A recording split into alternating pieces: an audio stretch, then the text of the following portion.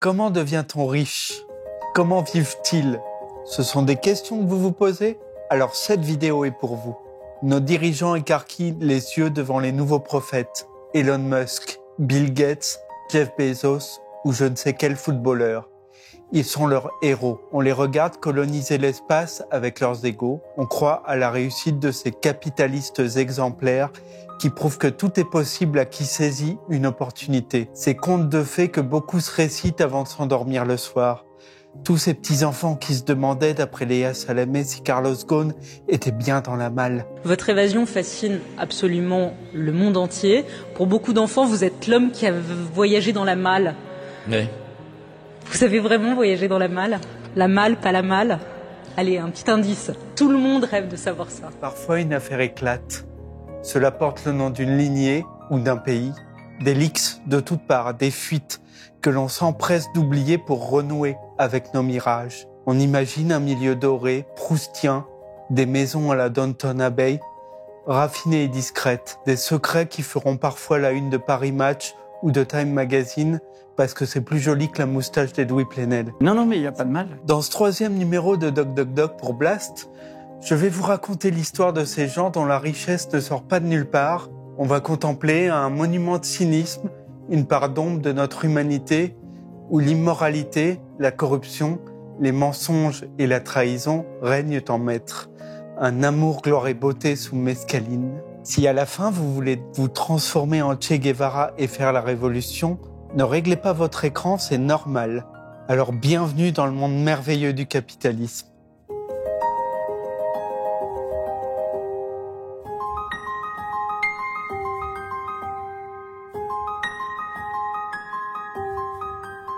La lutte des classes existe et les riches sont en train de gagner.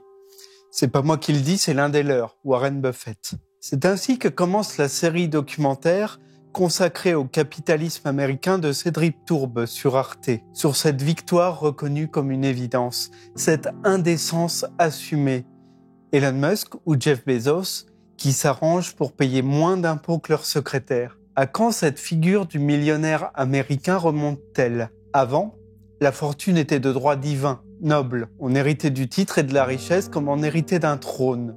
À la fin du 19e siècle, les privilégiés du Nouveau Monde voulaient recréer le lustre de l'aristocratie européenne. Ce raffinement luxueux qui confine à l'indécence quand des gens crèvent dehors. Ce côté hermétique au monde, cette violence sociale indifférente et assumée sera une constante. Aucune guillotine n'a été autorisée à l'Astoria ce soir, ironise un participant. Pourtant, il y a au moins 50 Marie-Antoinette. Le plus connu d'entre eux est sans doute John D. Rockefeller, à Cleveland. Il a fait fortune dans le pétrole où il a acquis une quasi-situation de monopole par la Standard Oil. Cette figure constitue l'archétype de sa condition. Il est l'idéal à atteindre, le rêve américain. Philanthrope, en même temps qu'à la tête d'une énorme fortune, il sera béni d'une très longue vie et entra jusqu'au discours de Ronald Reagan dans les années 80 comme le représentant d'un âge d'or, d'un temps de l'innocence. Andrew Carnegie était quant à lui à la tête d'un empire d'acier à Pittsburgh. JP Morgan possédait la banque, la marine et le charbon. Tout ce petit monde s'approprie littéralement la matière première de tout ce qui fera la révolution industrielle. Tout passera par eux. Le pouvoir ne sera qu'une caisse d'enregistrement de leur volonté toute puissante. Le Sénat sera à leur disposition. Bien souvent, ils y achètent un siège.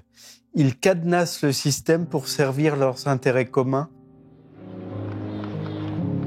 Encore un millionnaire au Sénat. Monsieur Price n'avait jamais fait de politique jusqu'à ce qu'une place se libère.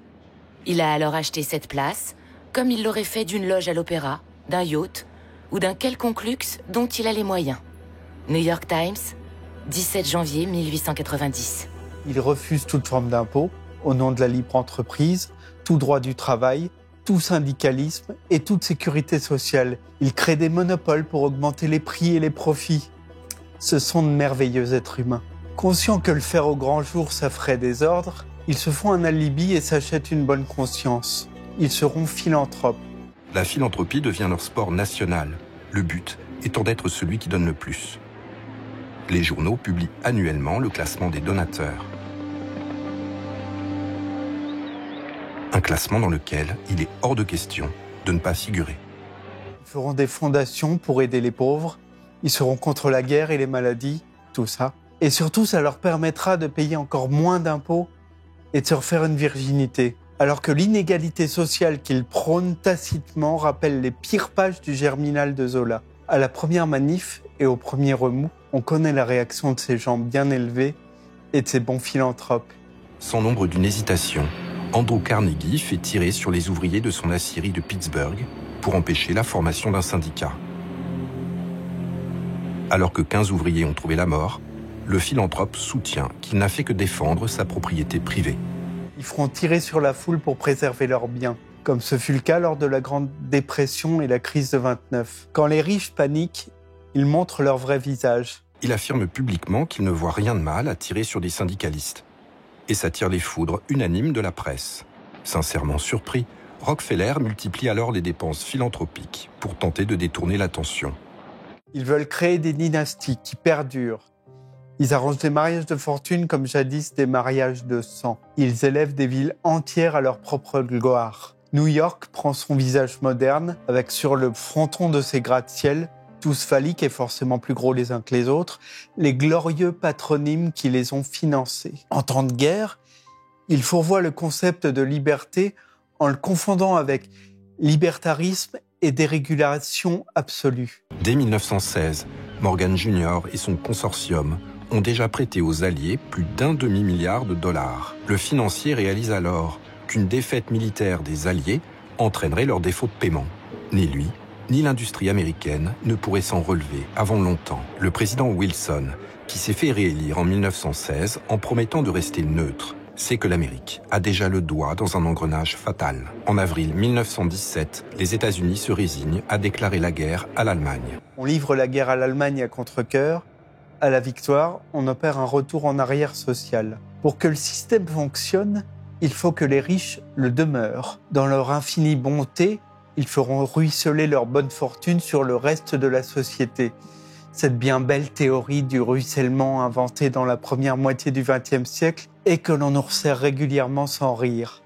Pendant 10 ans, Andrew Mellon va massivement baisser les impôts des plus riches et des grosses entreprises. Une politique qu'il justifie par la trickle-down theory, connue en français comme l'effet de ruissellement.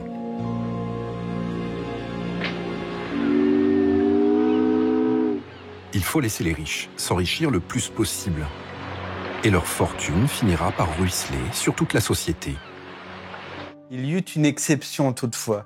Ce fut le président Franklin Roosevelt, pourtant issu des milieux favorisés. Il voulut, le bougre, assainir les milieux financiers et soigner l'Amérique, ainsi que partager équitablement les profits et conclure des accords salariaux.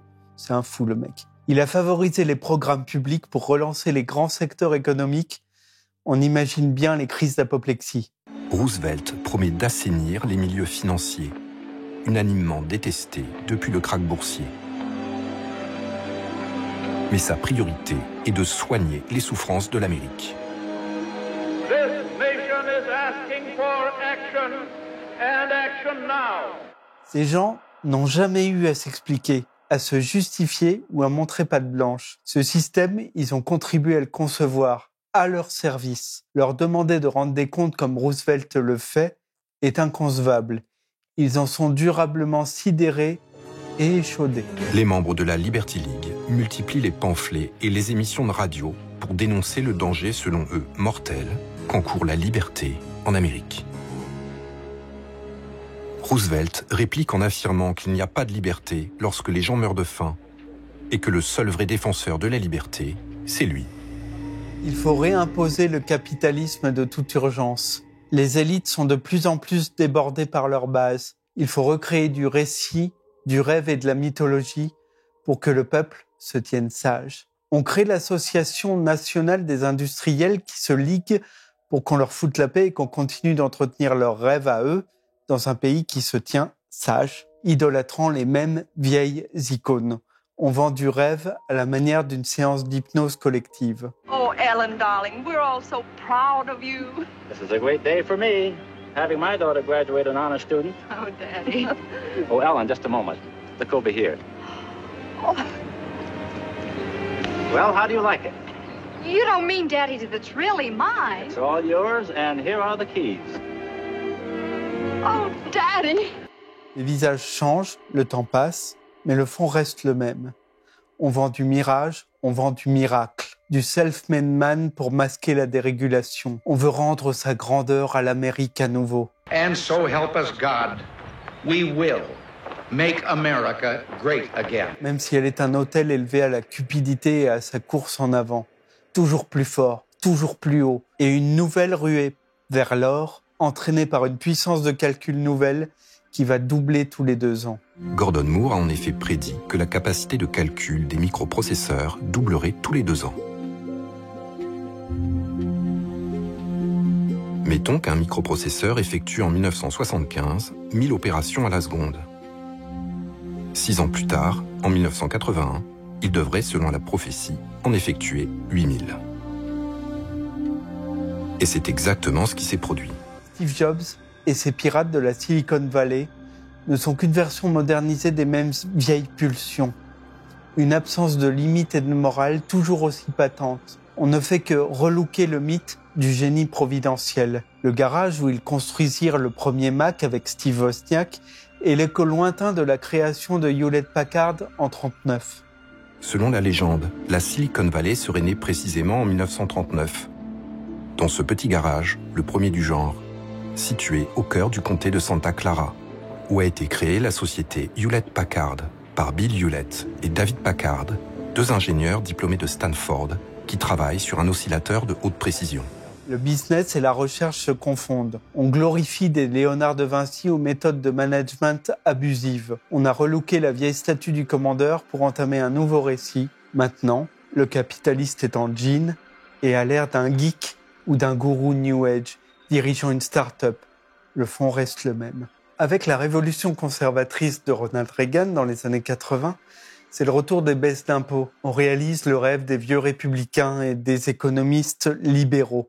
C'est la magie du marché sans intervention fédérale, la dérégulation de Wall Street. Les nouveaux millionnaires sabrent le champagne comme dans les années 20. Les produits hyper spéculatifs, interdits depuis un demi-siècle, sont de nouveau autorisés. Les cours de bourse battent des records.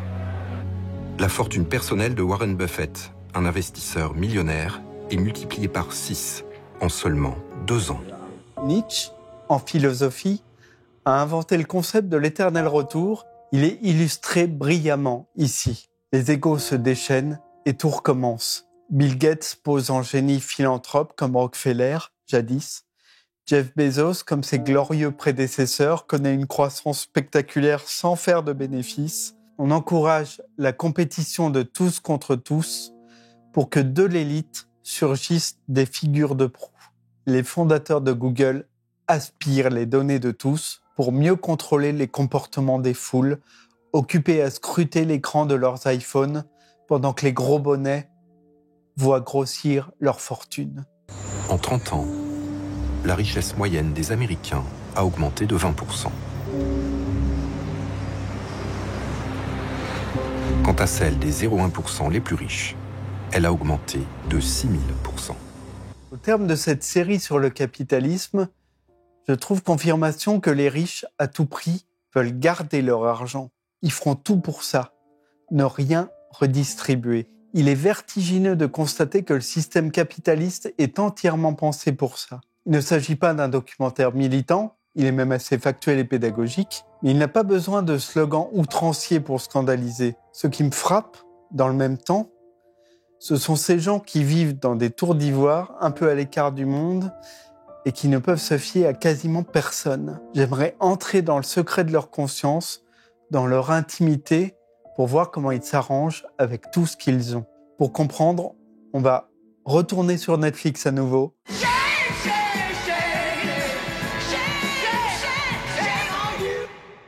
Et rentrer chez la femme la plus riche du monde, Liliane Bettencourt. À la faveur du documentaire, Liliane Bettencourt, chronique d'un scandale. D'elle, j'avoue ne connaître que le scandale et les gros titres auxquels elle a donné son nom, il y a une 20aine d'années. Les ultra-riches et les dynasties ne sont en général pas très tapageuses. On n'est pas dans Scarface. Il faut un élément perturbateur pour percer leurs ténèbres. Ici, il prendra les traits d'un photographe exubérant qui vient courtiser une vieille dame qui s'ennuie. Cela pourrait être une version de Madame Bovary milliardaire ou une affaire de famille un peu glauque. Ça sera un scandale d'État. Le film est conçu à partir de bandes d'écoute. Un dictaphone posé par un domestique à l'insu des protagonistes et qui contribueront à dévoiler l'affaire. L'Oréal a été fondée par le père de Liliane. Elle est à la tête d'un patrimoine de 30 milliards. Elle a 160 millions en banque et 175 de dividendes. Forcément, ça attire les convoitises, les courtisans et les vautours. Il s'agit bien d'un autre monde, immuable, avec son fonctionnement codifié, hiérarchique et féodal. Un univers où le cash circule de manière hallucinante. Il y a de l'argent absolument partout. Il y a un coffre où il y a toujours des enveloppes avec beaucoup de cash. Parce qu'on paye tout en cash. On paye le coiffeur en liquide, on paye le kiné, on paye l'ostéopathe, le réparateur de la piscine qui vient, on paye en cash. Donc il y a une circulation d'argent liquide complètement dingue. Liliane fut une épouse exemplaire, belle et décorative, effacée. Son époux, catholique et distant, sans goût prononcé pour les femmes, ne lui a donné qu'une enfant unique, Françoise.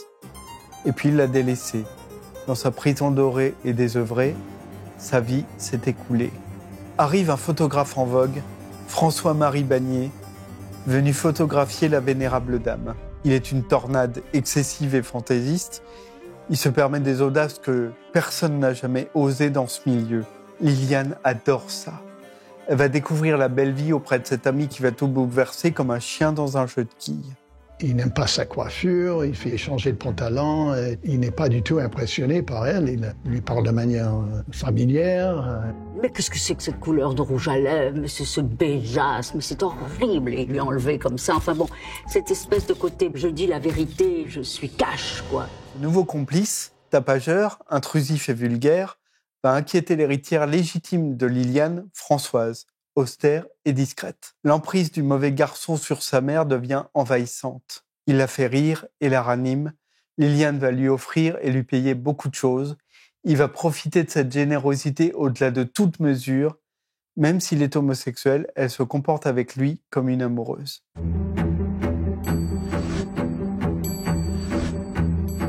Elle considérait que, elle faisait des petits cadeaux. Petits cadeaux, pas parce qu'elle avait. Mais c'est son argent et après tout, en ce qui me concerne, je ne crois pas qu'il y ait quoi que ce soit d'embêtant dans tout ça. C'est là que ça se corse. Claire Thibout, comptable de la vieille milliardaire, va craquer devant les exigences de plus en plus excentriques de Bagné. Elle va tout déballer à Françoise, qui va tout faire pour dénoncer l'intrus, à qui on a quand même offert l'équivalent de 1 milliard. On enregistre les rendez-vous de Liliane sur un dictaphone. Mais les bandes vont fuiter dans les médias. Et ce vaudeville va se muer en une immense affaire d'État. Sur les bandes attestant de ce scandale privé, il y a aussi le détail d'une évasion fiscale de grande envergure. C'est une bombe. Je suis allé à Genève voir ce compte où vous avez quand même 65 millions d'euros. Alors je suis en train d'organiser le fait de l'envoyer dans un autre pays. Il sera soit Hong Kong, Singapour ou en Uruguay. Quand on a cela entre les mains, on se dit « waouh ». On passe des feux de l'amour aux hommes du président, presque par inadvertance. Les affaires d'État partent toujours de ce genre de négligence. Un cambriolage foireux ou des écoutes malencontreuses peuvent faire vaciller le plus installé des pouvoirs. Malgré la volonté de vengeance de Françoise, Bagné n'apparaît quasiment pas sur les écoutes. Ce qui est dévoilé, c'est une fraude d'une ampleur gigantesque. 100 millions dissimulés au fisc. Et quelques politiques un peu complices pour aider à la manœuvre. Nicolas Sarkozy recevait aussi son enveloppe. Ça se passait généralement après le repas, et de l'autre côté de la porte, on entendait souvent des choses qu'on n'aurait pas dû entendre. Encore une fois, tout le monde savait dans la maison que Sarkozy aussi allait voir les Bettencourt pour récupérer de l'argent. C'était un habitué. Tout s'achète. C'est courant, c'est presque normal dans ces milieux. Le problème, c'est que cette fois, c'est un brin trop voyant. C'était un vrai défilé d'hommes politiques dans la maison. Ils venaient surtout au moment des élections. Chacun venait toucher son enveloppe. Les hommes politiques de tous bords sont arrosés de longue date. On participe au financement de campagnes électorales. Ils se tiennent aux ordres et à disposition. On en voit parfois récupérer des enveloppes. Claire Thiboult, la comptable, devient l'improbable lanceuse de cette alerte. Claire Thiboult, la comptable, raconte la pratique quasi ancestrale de la circulation d'espèces au profit d'un certain nombre de gens qui rôdent autour de Madame Bettencourt, y compris du monde politique. Cela crée la panique à l'Assemblée nationale, peu habituée à ce genre de déballage. C'est explosif et sans équivalent. C'est une immense démonstration d'inégalité et d'indignité. La richesse poussée à un tel point est une obscénité. Elle rend fou tous ceux qui s'en approchent, un peu comme l'anneau de Tolkien. Est-ce que vous avez justement participé au financement des partis comme la loi l'autorise ? Non. Non. Qu'est-ce que c'est cette histoire ? On approche de l'indicible, du scandaleux. On dépasse de très loin l'affaire qui aurait pu dévoiler une femme un peu touchante qui découvre la vie sur le tard. On découvre le véritable objet d'une grande fortune, croître uniquement pour servir ses propres intérêts et tout corrompre au passage. Sans aucune vergogne, sans aucune morale, seuls les intérêts comptent. Comme souvent dans ces affaires, il y a un certain nombre d'indices de ces petits arrangements entre amis, pour ainsi dire. Et ça semble remonter à loin.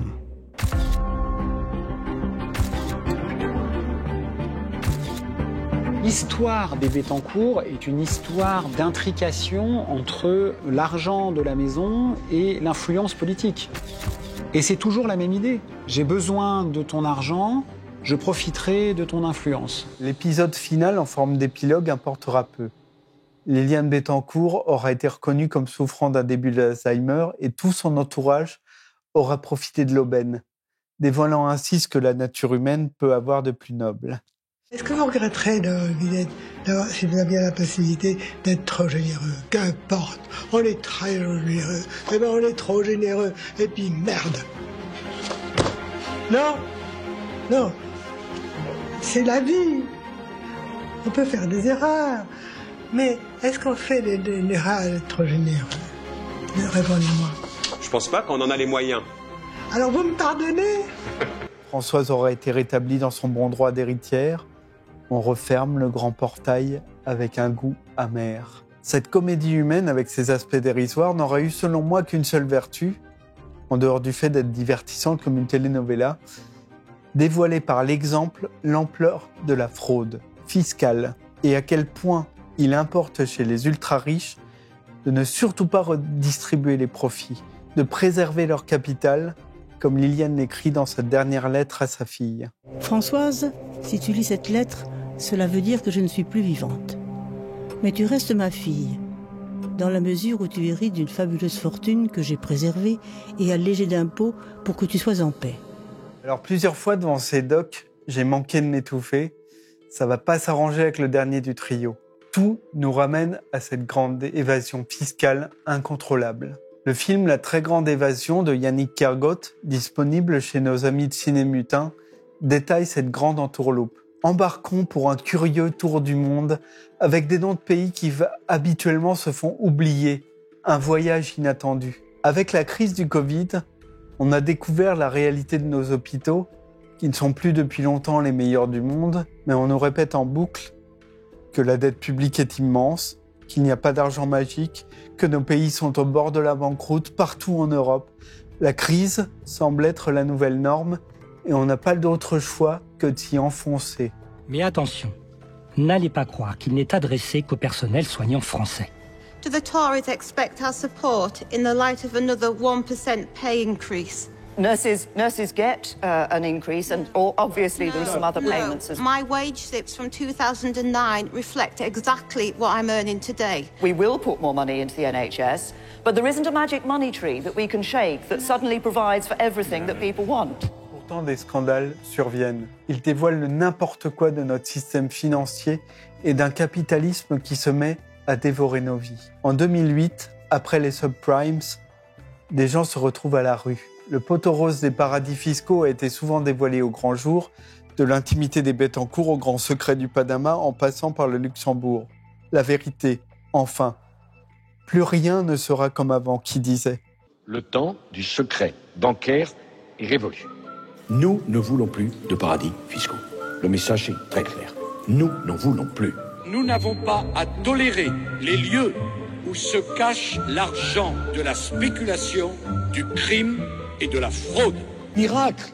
En 6 mois, on a obtenu la fin des paradis fiscaux. Extraordinaire! L'onde de choc du scandale des paradis fiscaux au Panama, des gouvernements ébranlés, des politiques, des sportifs, des milliardaires mis en cause. Le scandale des Panama Papers éclate. On découvre ces 240 000 sociétés offshore créées par des cabinets d'avocats partout dans le monde pour dissimuler des fortunes au fisc. Et ce n'est qu'un échantillon. Un seul pays parmi des dizaines, comme devanture aux copines les plus tarabiscotées pour planquer des sous. Je songe à l'avare de Molière hurlant « Ma cassette !» et je le multiplie par 1000. Jadis, quand c'était le bon temps, on allait en Suisse, où le secret bancaire était assez opaque pour qu'on puisse dormir tranquille. Mais un employé a dévoilé les 40 000 comptes offshore d'UBS et le refuge n'en fut plus un. Why would 19,000 U.S. clients with nearly $18 billion in assets choose to open up accounts in Switzerland? They wanted secrecy, and UBS gave them secrecy. I am here to make absolutely clear that UBS genuinely regrets any compliance failures that may have occurred. Le montage est mafieux. On met des intermédiaires entre soi et le crime. Des sociétés écrans disséminées partout pour dissimuler la cause. Personne ne doit pouvoir remonter à l'origine de la décision et à la source de l'argent. On brouille les pistes et on glisse entre les interstices de la loi en souriant de toutes ses dents blanches. C'est vrai qu'on est dans une forme de, je vais volontairement outrer mon propos, mais de mafia financière. Puisque comme dans le crime organisé, on découvre qu'ils s'adaptent toujours aux nouvelles législations. Ils arrivent toujours à contourner le nouveau texte, fut-il de plus en plus répressif. Toujours. Le paradis fiscal, on en a une vision floue, conceptuelle. C'est exprès. Mais les milliardaires, eux, ça fait partie de leur quotidien et de leurs usages, de leur map-monde. Ils font un usage presque sportif d'évasion et de jeu du chat et de la souris avec les impôts. Très souvent, ce sont eux qui gagnent. C'est une odyssée simple pour qui sait naviguer dans ces eaux troubles. Bahamas B. Russie R. Ukraine U. Niue N. Île Caïman I. Sarawak S. Suisse S. Aruba A. Guatemala G. Égypte E. Nous obtenons BRUNISS-AGE, brunissage. Brunissage, vous envoyez mon argent au soleil. À l'ombre, et il vous revient blanc comme neige. On jongle avec les réglementations et les nationalités. On voit du pays, on découvre d'autres cultures et on garde son fric. La corruption est obligatoire, presque mécanique. Les gouvernements cultivent leur ambivalence. On crée des commissions sans trop de conséquences pour calmer l'opinion publique. Les élus, bien souvent, dépendent des élites dont ils sont à la solde. Il y a des fuites régulières. On voit des noms glorieux squatter un temps la une des journaux. Et puis on oublie. Les jours s'écoulent et rien ne demeure. Le plus fort allié des puissants, c'est sans doute notre amnésie. Notre paresse à maintenir notre concentration et surtout notre indignation. Your cloth does arrive at 8 francs a yard at our Swiss affiliate. They send it on to you at 22 francs a yard.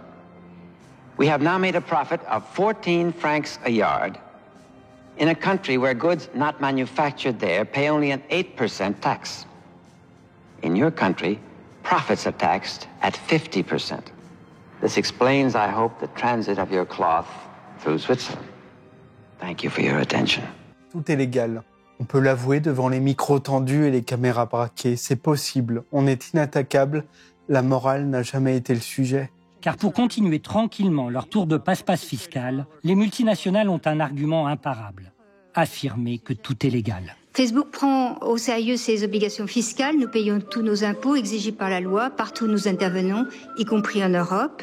it goes without saying that the first thing we look at is being fully compliant with current law. I'm very proud that we take our responsibilities seriously and we pay the tax that we owe. On gagne du temps pour que rien ne change et pour que tout recommence. On n'y peut rien. On absout, on pardonne et c'est oublié. Il faudrait déréguler même encore plus pour ne pas décourager les initiatives de ces braves milliardaires qui sont seuls capables de relancer nos économies. Entre mars 2020 et mars 2021, la fortune des milliardaires a battu tous les records. Durant cette période, le patrimoine des 20 personnes les plus riches de la planète a augmenté de 62%. Je chantonne foule sentimentale de Souchon à la fin du dernier générique. On nous impose des rêves qu'on nous propose. On voit des mégalos monter dans des grandes fusées pour fuir la planète et l'humanité qu'ils auront contribué à pourrir. On nous dit de regarder au loin, vers leurs horizons à eux, le seul devenu envisageable, le seul récit qu'on finira par connaître par cœur et par réciter dans les écoles.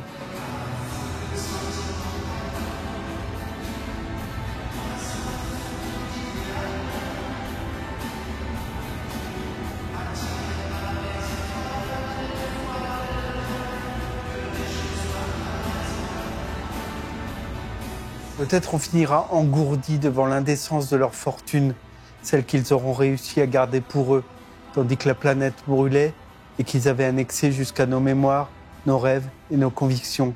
Tout ça sera devenu des franchises. Sans doute est-ce le monopole ultime qu'ils convoitaient, racheter nos vies sans qu'on s'en aperçoive.